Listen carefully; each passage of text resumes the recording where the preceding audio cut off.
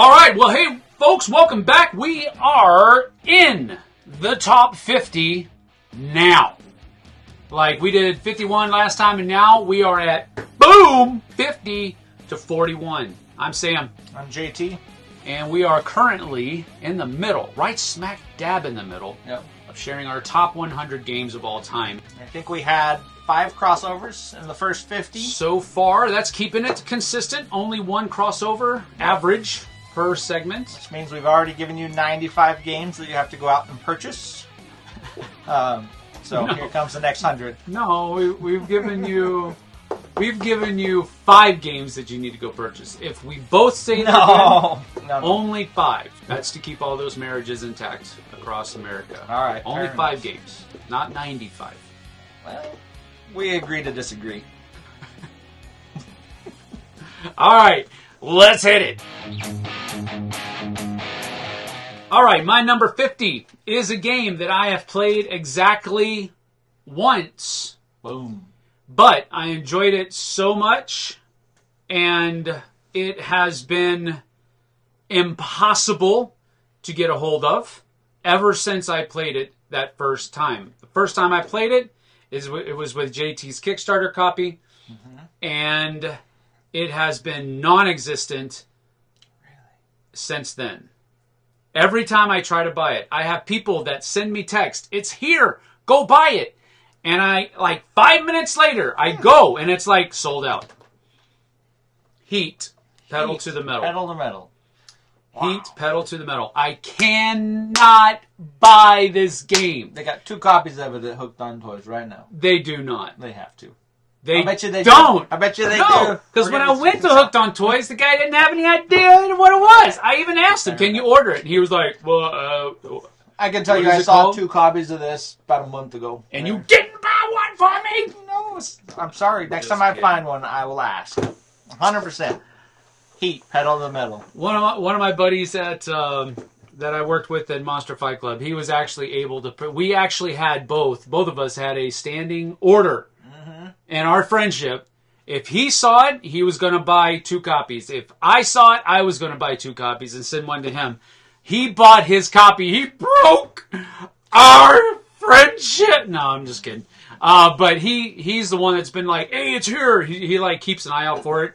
And then I go and I try to pick it, and it's sold out. And I send him a screenshot, and he does the mad, angry face back at me like, "Stupid people, stop buying the game so I can buy it." Yep. Anyway, I really enjoy this game. It's got a really neat card system of providing the different speeds that your car is going to be traveling at. I really enjoy the whole thing. I love the artwork for it. I believe it's Vincent Dutrait's artwork, which is another reason why I want to have it. Right. I'm okay. Yes. I'm okay. Every store I go to, I look for it. Even in Barnes & Noble, we were looking for it yesterday. That was my wife's first thought. I said, "Hey, you got to come over here, check out this board game section." She's like, "Do they have Heat?" First question she asked me when she was in the store looking at the board game section. So it's a standing thing between my wife and I. If we see it, we're going to buy it, period. Yeah. End of discussion. If I see it, I will ask you. Because, Heat's a great game. Heat is a fantastic game. And we need to put all the rest of our games on hold and play through a whole season. I don't know about putting all the other games on hold, Okay. but I will It'd be play worth through it. a season. That sounds like fun to me. It would be a blast. So that's my number 50. Great pick. Breaking the top 50 with Heat, pedal to the metal. Great pick. My number 50 was in your last list. Oh! It is a 2-player card game. Star Realms. Star Realms. Yes. My number 50 is Star Realms. I love this game. It's I a have- great game. I didn't buy all of the big fancy stuff. I just have the 3. I have the Star Realms and Colonies and whatever the third one is. I have all 3 of those, mixed together, giant decks, super fun. Mm-hmm. I did, however, break down and buy a bunch of Hero Realms stuff last year when the Kickstarter came out with Hero Realms. There's a Hero Realms Dungeons coming out, so I got that one coming sometime in the future. But Star Realms is a great game. Isn't that weird, though, how they're basically the same No, they're game? the same game. but one has a fantasy theme, the other one has a space theme, and I just like the space theme better. I like the space theme better too. I don't know why. Well, the graphics or the art is just a little bit, I guess, a little bit snappier. Sure. The Hero Realms artwork is a little bit more wonky, general, and but I was excited about the dungeons because it's like a little campaign version of Hero Realms. So I'm interested to try that. I did like the thing that and Star Realms did it too, but I think Hero Realms did it first with the different kinds of people that you could be. You could be a fighter or a mage or a archer, ranger, whatever, and they transferred that over to Star Realms. And I did like that Hero Realms did it first, and I like how it worked in Hero Realms. I thought having a level in Star Realms was a little bit different. And then the dungeons, they give you 5 new classes. Really? Yeah. Oh, that's cool. Interested to try that. Yeah, that is the one thing that kind of makes that step up. Yep. And I like the way they did it in Hero Realms better than the way they did in Star Realms too. Me too. My number 50, Star Realms. All right. My number 49 is a shark-themed game based on the classic horror movie Jaws, and it has the same name, Jaws. I was gonna say it was called It. No. Oh, Jaws then. Jaws. Jaws. This is the one that's designed by Prospero Hall think tank. There's another one that my buddies Richard Lonius and Pete Shirey did called Shark Island, and it's kind of the same idea. It's based on Jaws, but it doesn't have the Jaws IP. Sure. And it's a little bit more difficult. Has more, not really mature mechanisms, but more complicated mechanisms in it. And that's why I like the Jaws better.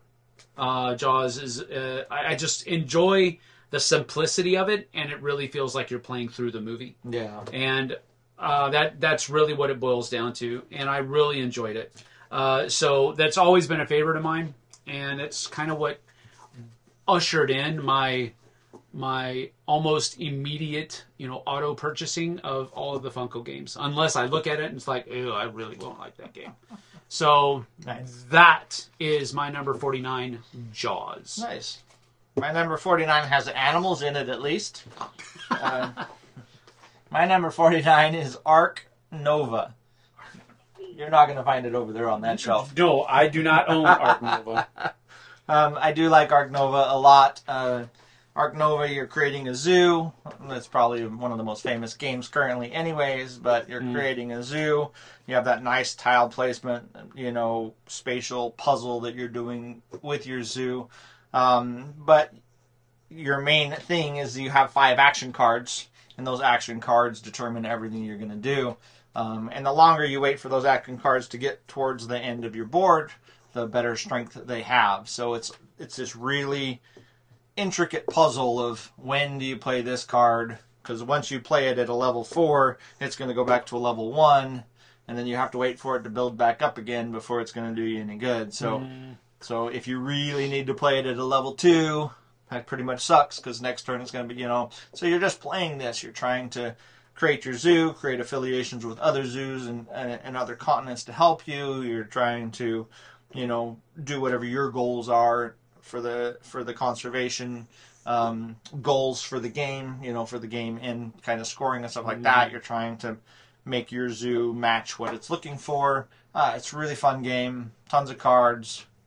Beautiful production. I went ahead and made little 3D buildings for all of my buildings, like my reptile buildings and my aviaries, all those things. Those are 3D buildings that hold the cubes and fit on the map. He's a 3D printer, everyone.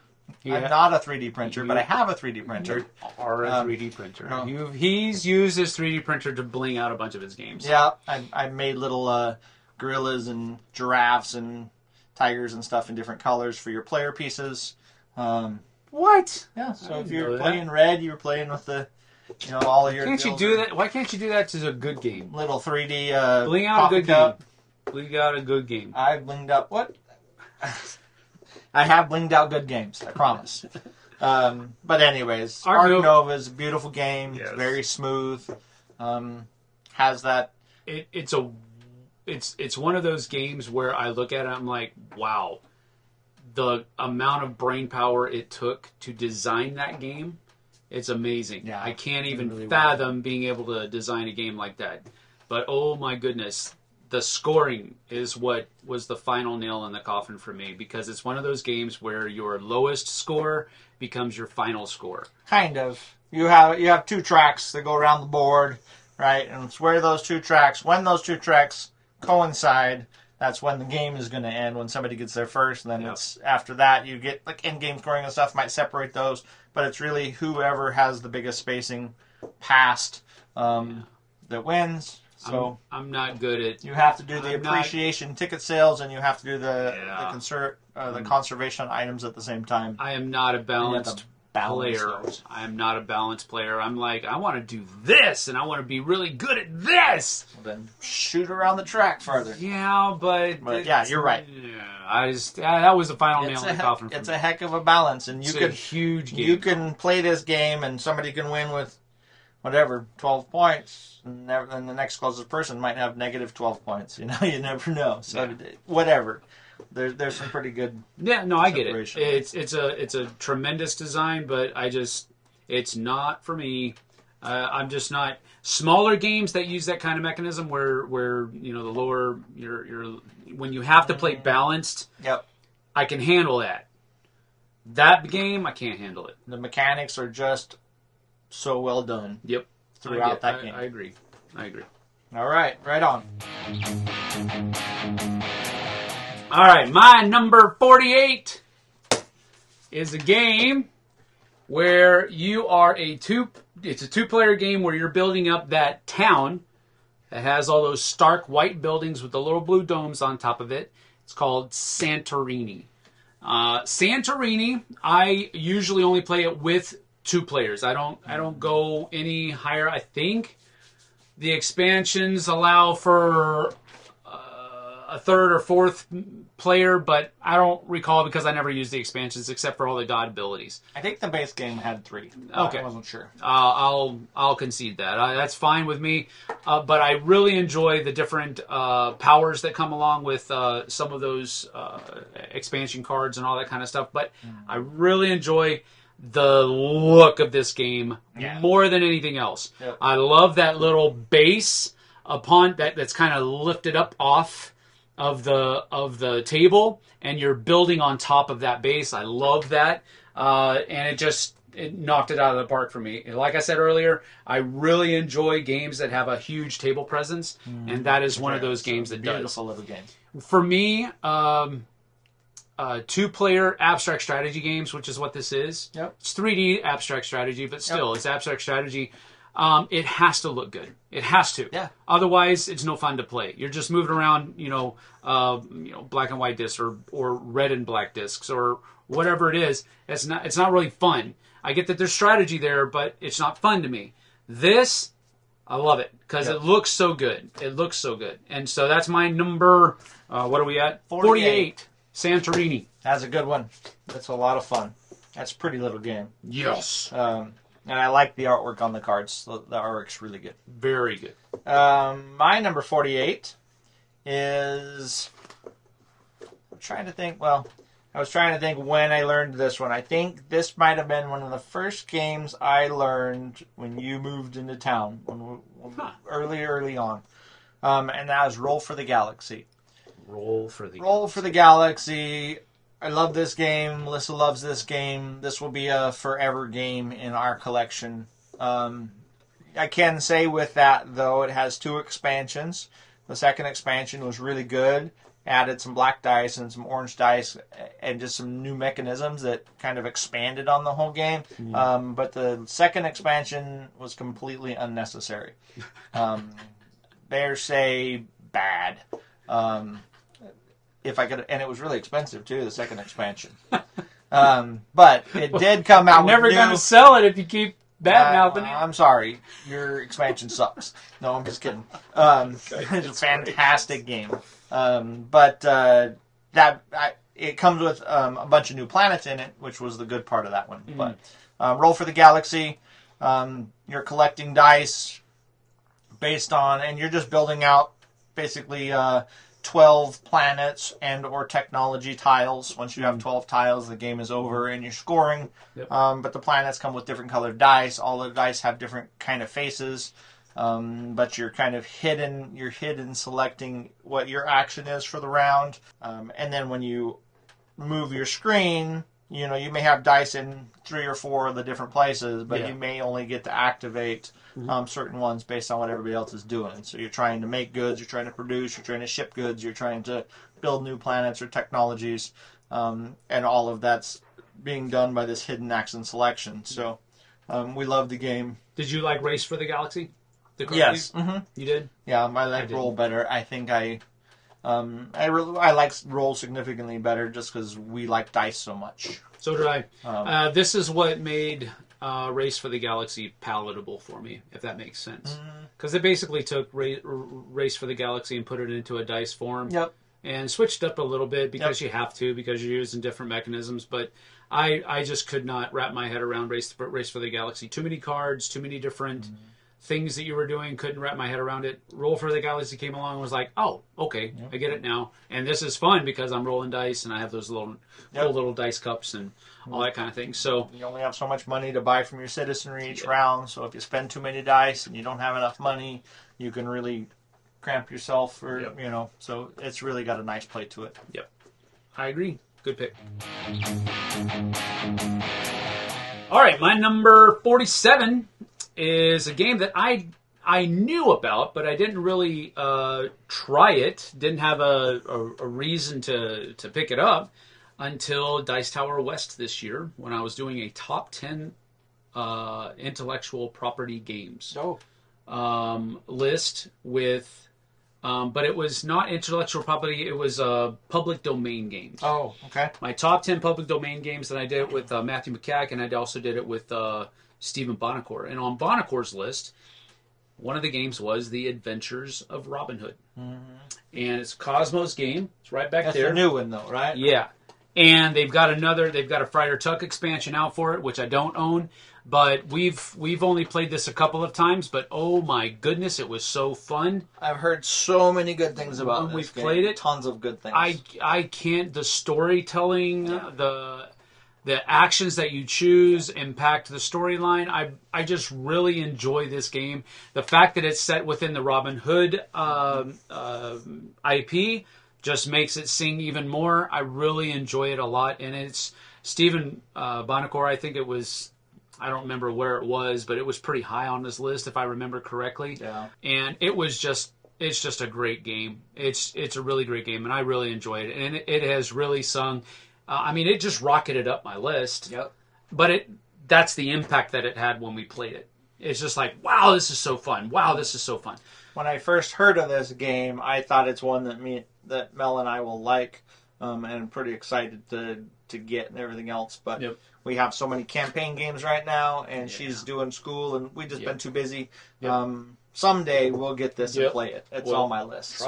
Use ours first before you buy it. Yep. My number 47 is a solo-only game. Solo-only game. Solo-only. Horror-themed. Final Girl. Did I get it right? Yes.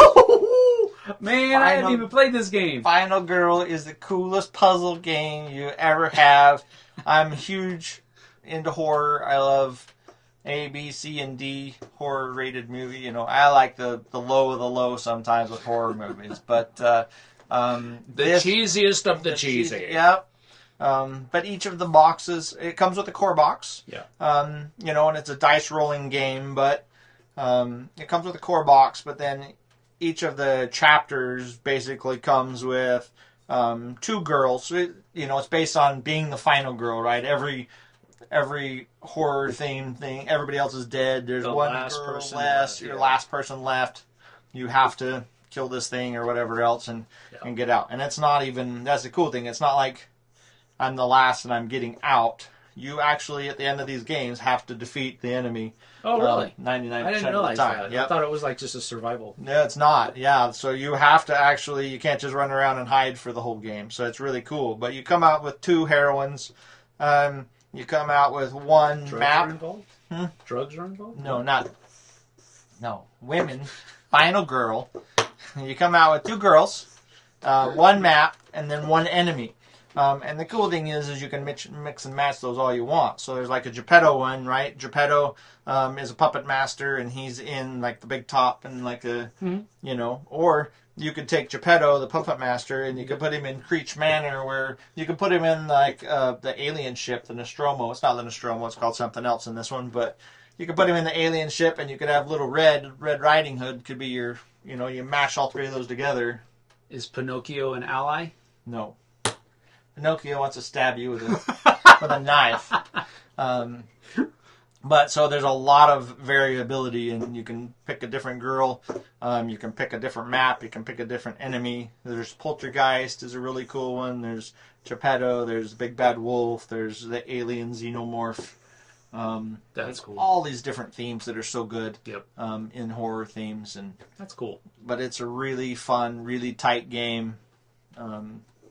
Yeah, it's just a blast to play. There are no strings on me. No. And we play it 1 player, 2 players. Me and my wife will actually sit down side by side and we play cool. through it. And that's a cool idea. Yeah. Somebody actually, I think it was Kabuki Kid. When we were playing, I can't remember if it was when I was playing After Us this week or when it was when Jess and I were playing the Indiana Jones game, that she had the idea to play solo player games just together. Yep. That's a cool idea. That's a good idea. I might try that. All right, my number 46 is a classic game, and we're in the top 50, so this is where a lot of the ones that I've talked about a lot already are going to start rearing their heads once again. This one is Arthurian legend themed Shadows over Camelot. Indeed.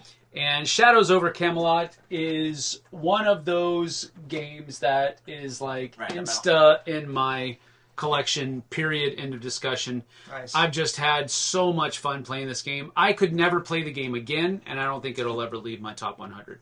Now, with that being said, I can't imagine not ever playing this game again, because it just has a lot of simple mechanisms. And yes, I get it. Building the best poker hand or, you know, getting, you know, a run is not thematic for what you're doing. I get that. But it's the sub game that goes on while the game's being played that really makes it sing for me. And it's all of the Monty Python jokes and all of that kind of stuff that go on while we're playing Shadows over Camelot. And it really doesn't matter what group you're playing with. There have been times where people have been like, no, I need to play the game. Mm-hmm. Stop with all this other stuff. I need to play the game. And we usually ignore that person and everybody else has fun. But this is just a great game. And I don't think it's ever going to leave my collection. But hence, I don't think it'll ever leave my list either. But it's my number, what is it again? 46. 46. Shadows over Camelot. Very nice. Very nice. My number 46 is a new game or a re-implementation of an old game. How's that? My number 46 is a very thinky, very tough brain burner of a game called Sky Mines. It is the... I've never heard of this. It's the re-implementation of Mombasa. Mombasa. You are... The way Sky Mine plays is you are an investor, and there's 2 sides of the board. One side is the moon side, which is what mimics the Mombasa board, and the other side is asteroid belt side. But you are an investor in these 4 companies that are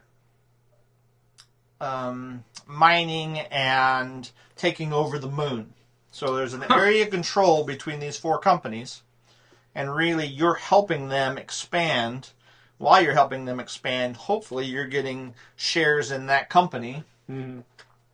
So you may be, you know, somebody may be helping purple expand out, and you're working on blue or yellow, but you're investing in these companies.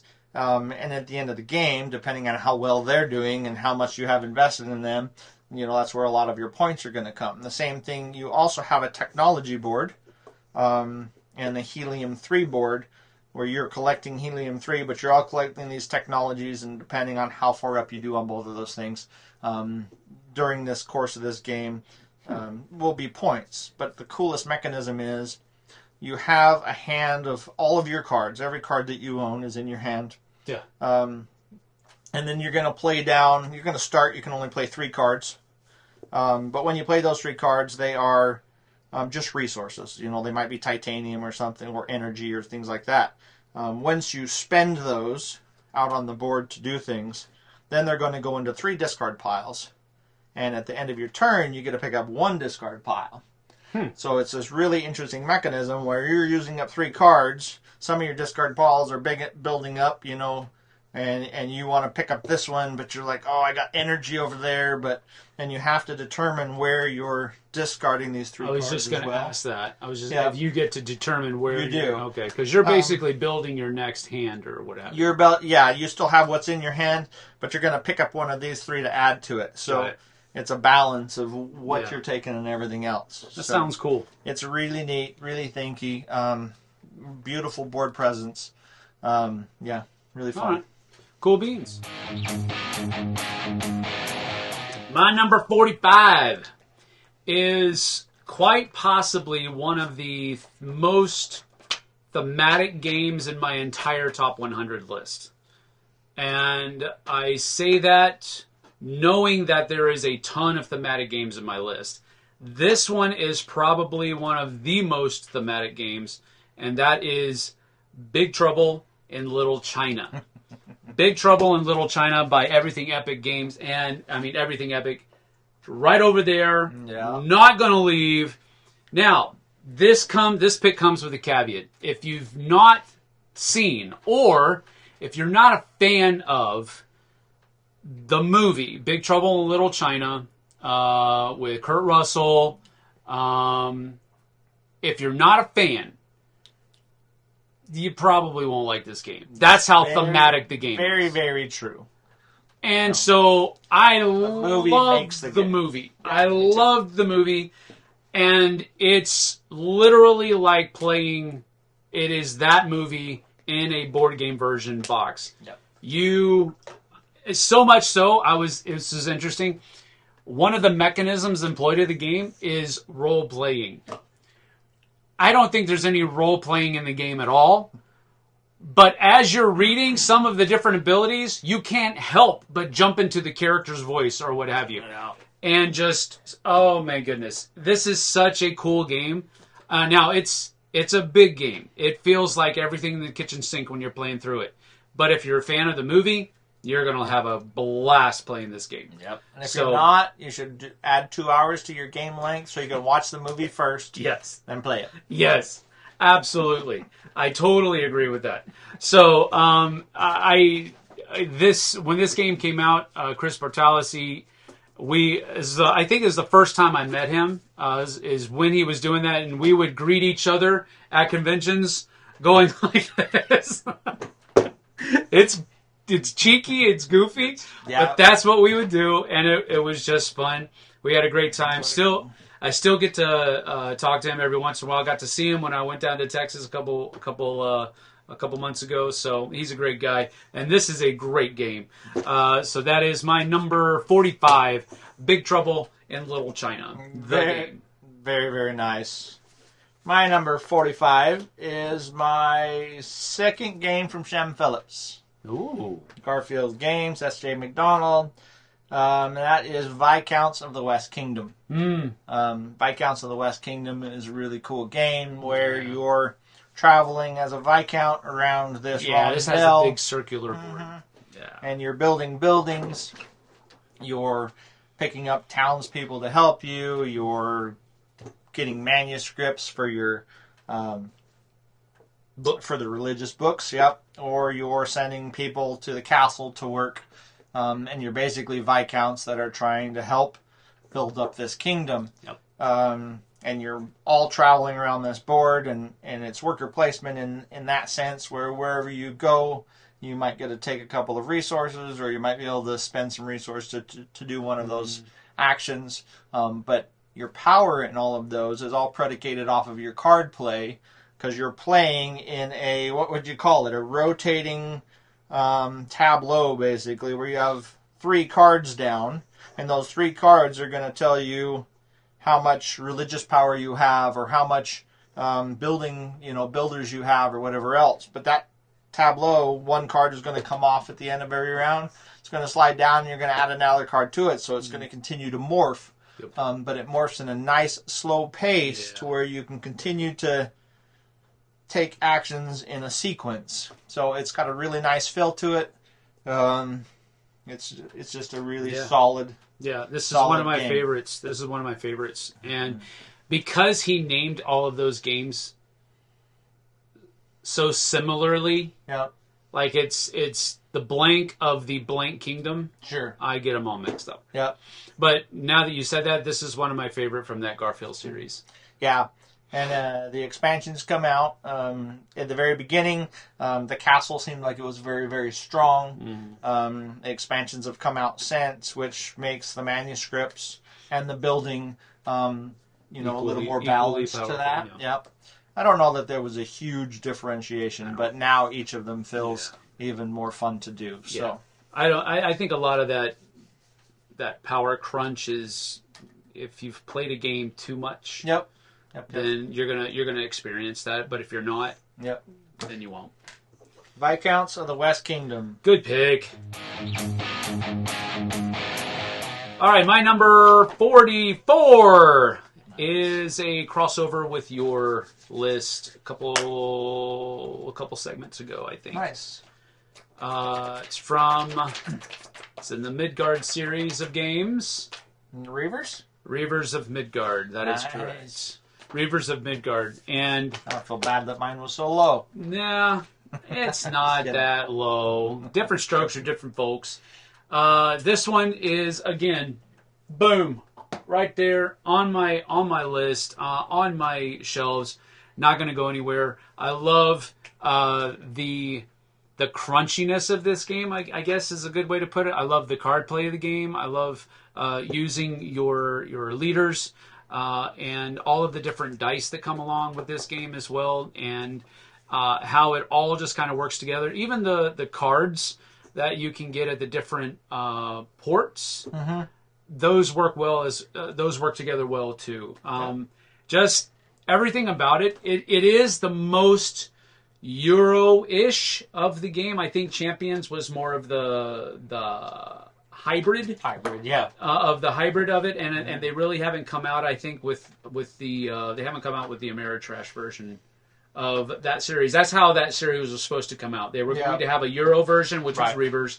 They had Champions, which was the hybrid, and then they were going to come out with a super Ameritrash version of the game. Yeah. I don't know that that's going to happen, but that was the original concept.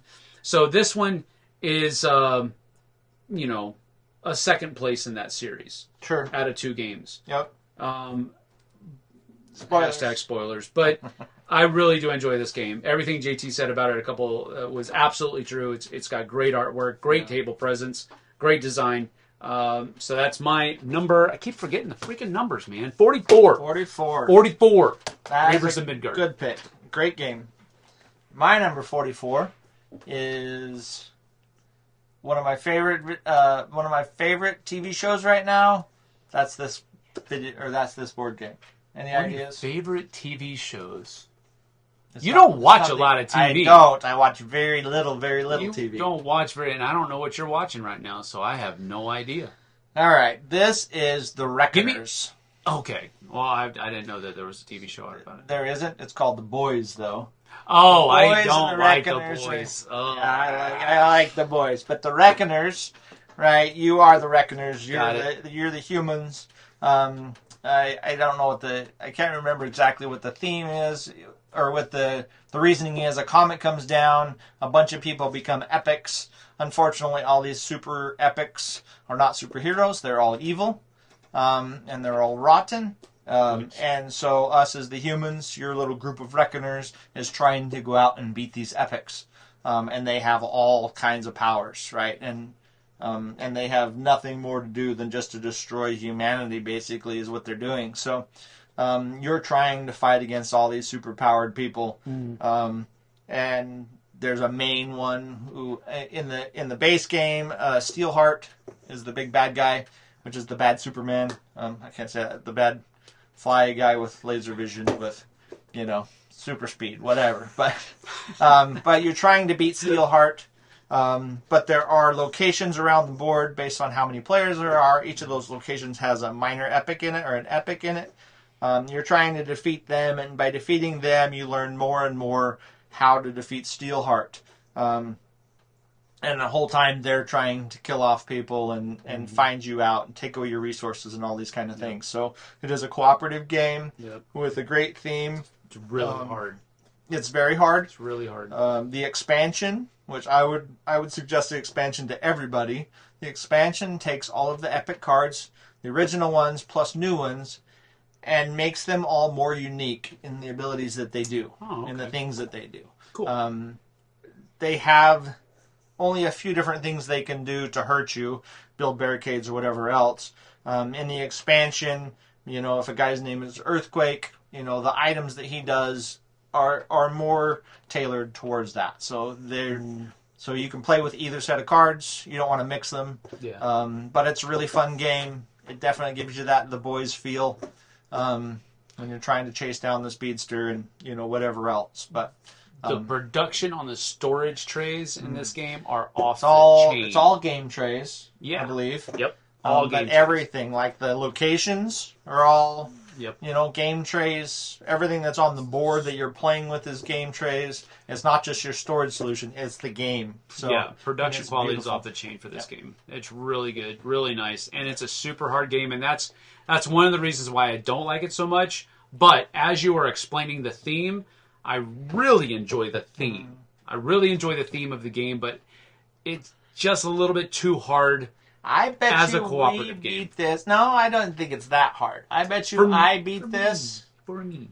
Yeah, you're a better gamer No, than I am. I bet you I beat this 75% of the time. I know. I don't think I've ever beat this game. It's always tight. It's not. And I think one of the games that we played, we lost. We lost because I was playing. No, we had a bad rap. That's what I said. We had a bad rap. But all right. The expansion also comes out with a couple new characters you can play. So okay, that's cool. That's a good pick, though. All right, my number 43 is the first in the Century Golem series, and it's Century Golem Edition. I was bored to tears with the Century Spice Road version because it was just super like blah blah blah as far as theme was concerned, and artwork and all of that other kind of stuff. It just was like super dry. But Century Golem Edition came out, and I was like, "Oh, same game, but now it actually looks pretty." Yeah. You've got those like those clear colored gems instead of just the cubes. You got me. Heads and tails better. I'm one of those suckers where if you give me gems over cubes, I'm going to take gems every day and twice on Sunday. Yeah. But then all of the Golem artwork came into it with the Golem edition. I was like, yeah, now this one I can put my weight behind. Yeah. And now, like I said, if it looks good, I have more fun playing it. That's just the way it is for me. So Golem edition definitely did that. They came out with 2 more, just like they did with the Spice Road ones. They came up with Golem edition, Eastern Mountains, Golem edition, The Endless World. It actually has a cool thing where you can actually mash all of the games together and play a huge epic thing. I've never done that, and I don't think I ever will. Yeah. Each of the games stands well on its own, but this is the only one that made my list. So the other 2 are fine. They're good games. They're just not as fun for me as Golem edition is. Yeah. So such a nice, fun, like engine building, like changing in all these different colored crystals and stuff like that. Just fun. You're purchasing cards and adding them into your deck, and then you're using the deck. It's not engine, but it's right. Well, no, you are. Your deck is your engine. Your deck is your engine. That's so right. I get what you were saying. Uh-huh. So, but that's a great, really fun. If you're bored of like trading in the Mediterranean games, but you like trading games and building up your deck as an engine and all that kind of stuff, check out Century Golem Edition. That's my number 43. Indeed. So my number 43 has the same mechanism as my number 48 that you don't like. No. My number 43 is Rajas of the Ganges. Oh. Rajas of the Ganges is a really cool... I can barely pronounce that game. Huh? I can barely pronounce Rajas that game, of the let alone Ganges. play it. It's a very beautiful game, for one, but you're Yeah, taking all of these colorful dice. You're basically building out your estate. It's not called your estate. It's something like that. You're basically building this out with tiles, but you have a board out there, and you have 3 workers. You know, it's a worker placement game. You're either going to the palace area, you're going to, I can't remember what it's called, with the river. You're sending boats up the river, or you're going to like the markets or the quarries to build onto your board. But you have all these different colored dice. Some of the places need colored dice. Some of the places need numbers of dice, and they don't care about the color. But you're trying to balance those out. You're getting resources. You're starting to produce whatever olives and whatever other and selling them into the marketplace. But it has that same mechanism of Arc Nova, where you're bringing fame around the board this way, and you're bringing money around the board this way. And when those two things touch, that's when the end of the game is. And then once they pass, that's where you go. So the interesting thing here is you're spending, unlike Arc Nova, you're not spending from a track, but every time you spend money, you're spending off of your track and bringing it back down, So you're trying to push up your money track, you're trying to push up your fame track, and you're trying to get those two things to meet. It's a fantastic game. Rajas of the Ganges. You spend points you do. on top of You don't really have the whole points. balance You just thing? have fame and money, but you do spend money, right? Yuck. Yep. I don't like that. It's really cool. You can keep all that in your little hat. All right, my number 42 is a puzzle game. And again, you're going to find this to be a running theme from here on out, probably. It has Vincent Dutrait's artwork in it. The top 100 vintage trait games. I don't know that he probably has. I don't know. He probably has 100 games. If out he there. does, he should be sad that you didn't put them all on here. I know, right? Probably Probably half of them. Yeah. Rude. But this one is called Rising 5 Runes of Asteros. This is a beautiful game, and it also has a really cool app that goes along with it. That is not necessarily needed, but it boosts the enjoyment of the game for me when you use the app. Nice. It has some sound effects, and it kind of makes things glow and all that kind of stuff. And you actually put it on the board, and so you can, I don't know. When the battery goes dead. Start over. No.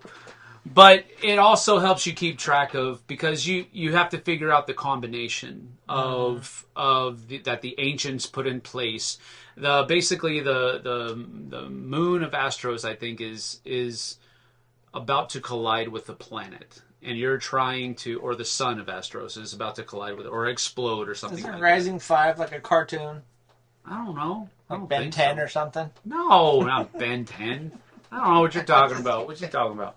Anyway, this one is you're basically trying to keep a cataclysmic event from happening, and you're doing that by traveling to these different places and solving puzzles, not puddles, puzzles, and they're like combinations. So, and you have to go through the game and deduce what the combination is, and you have to do that 3 times.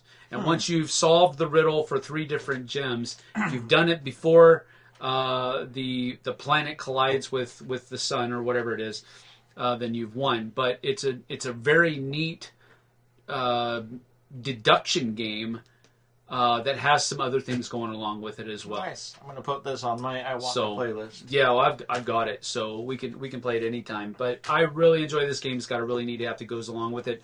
That's my number 42. 42. Is that what it is? Yeah, 42. Rising 5, The Runes of Asteros.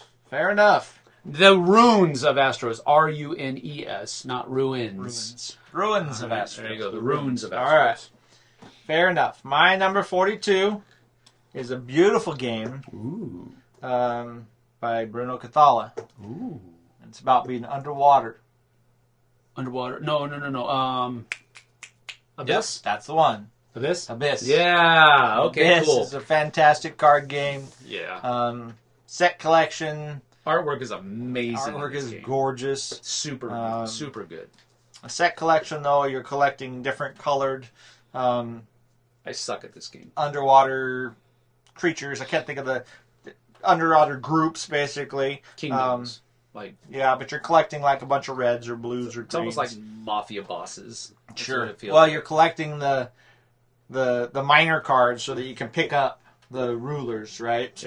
So you might have to pay 5 red cards and 2 blue cards for a ruler. Yeah. And really, the game is to get 7 of those rulers. And depending on, if they have keys, everything else, you get these locations that come along with them. Really cool mechanism, really beautiful. But the way that you play the cards out is every time you flip a card down, if you were going to get a card, you have to ask everybody else around the table, going clockwise, if they want to buy it first. So they get first dibs at your card. And they can pay you pearls to take that card. So pearls are constantly going back and forth. And if somebody buys 1 for 1 pearl, then the next card costs 2 pearls. But, that blue 4 that you really need, somebody else could just snatch it up. So you're trying to get these cards and collect these sets all the while. And I would say, I don't think I'd play this without the expansion. Well, I would play it without the expansions, but I would always play with the expansions because in that deck of cards there are monsters in there, and you have this Leviathan with the expansions. You have this Leviathan where all of these different monsters are at. So when you draw a monster, you have to roll a set of dice or attack a monster, and so there's this balance if you're fighting the monsters, or you could try to roll and kind of ignore them. But if you ignore them, they continue to get more and more monsters there, so they're harder and harder to ignore. And if you roll because you don't want to fight them, and you hit one of those monsters' numbers because they're sitting on this 2 through 12 grid, then you'll take whatever the negative penalty is. So it adds this nice side piece to it. But really, you're set collecting, trying to get 7 lords and making the most points. But it's a beautiful game. It's really fun. Yep. Lots of interaction on the table constantly. Leviathan was my pick for my band's name in high school. Nice. We settled on Outcry, written in barbed wire. Where did you mess up? I mean to tell you, Leviathan was my Outcry sounds pretty good. Outcry. Leviathan Abyss is a great game. Yeah, it's a good one. Good pick. All right, my number 41, I believe is a crossover. Believe it's a crossover. Future and the past. Your past. Okay. Your past. It has 2 games coming out, and I believe it has a 3rd one on the way. The first one dealt with all of the classic horror movie monsters. And this one is all of the American movie monsters. Well, all of the American, what do you call those? Urban legends. Urban legends, yep. Monsters. And this is Horrified. American monsters specifically. It's not that I don't like Horrified. Right. Same thing. I really enjoy it. It's the same game. You just have different monsters in this one. And I like how you thematically beat these monsters. Like it's got Sasquatch. It's got Bigfoot in there. It's got the Chupacabra in there. And all of that kind of stuff. It's got those dudes in it. Fighting, the Mummy or I can't remember which ones, Dracula and all of those. I get it, and it's the same game. It's the same idea. It's a cooperative. These monsters are trying to cause trouble, and you're trying to stop all of these different monsters. It's the same thing with card play and moving around to different things and all that kind of stuff. But I like the bad dudes that are in American Monsters better than the ones that are in the original. I like them both great. I own both, but this is my favorite of the 2. So my number 41, Horrified American Monsters. Yep, and Horrified Greek Monsters is coming out. It's coming, yeah. Right away. Yeah. So that's pretty exciting. But yeah, that's a great pick. All right, my number 41. Oh, I'm just going to say it. We'll talk about it later. But it's going to rip that Band-Aid in a couple of lists, we'll talk about this again, I think. But my number 41, currently, as of today, as of 2023, how's that? My number 41 is Marvel Zombicide. Woo! Marvel Zombies, a Zombicide game. Sorry. Cookie crisp.